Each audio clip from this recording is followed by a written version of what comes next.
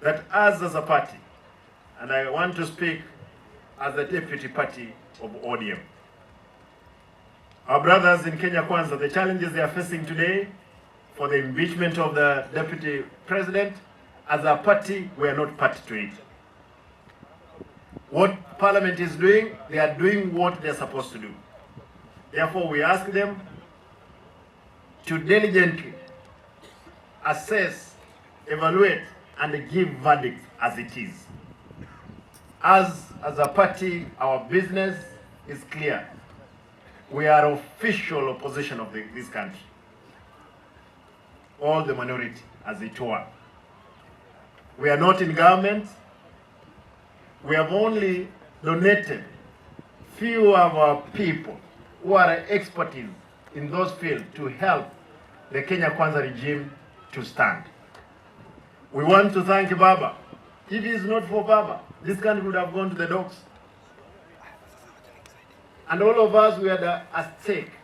We had to make sure Mheshimiwa William Ruto amesimama. Otherwise, you know, there are those blood mongers, thirst of blood. They have never tasted blood.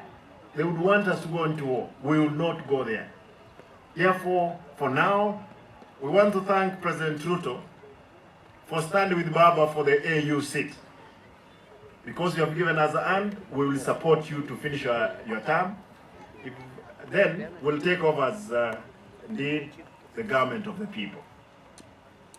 Allow me to leave it there. Now I want to thank you because I've made so many remarks. Kwamba Mungu awabariki na hii show leo nimeifungua kirasmi. Asanteni na Mungu awabariki. Thank you. Vita imepigana huko. Wale wangwana, wale ndugu zetu marafiki wa Kenya Kwanza, sisi tumeshikilia serikali ya Kenya Kwanza. Sasa imekwisha, ni ODM imebaki. Nataka niachie hapo Mheshimiwa Ochilo. Daktari, wewe uko na historia ya hii region. Mimi ndahakisha kwamba tumesimama pamoja.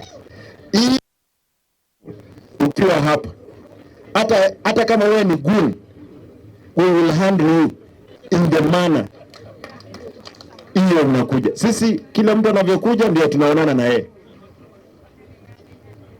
Kwa hivyo mheshimiwa, nataka nishukuru, tutasimama pamoja na nashukuru kwamba wana ODM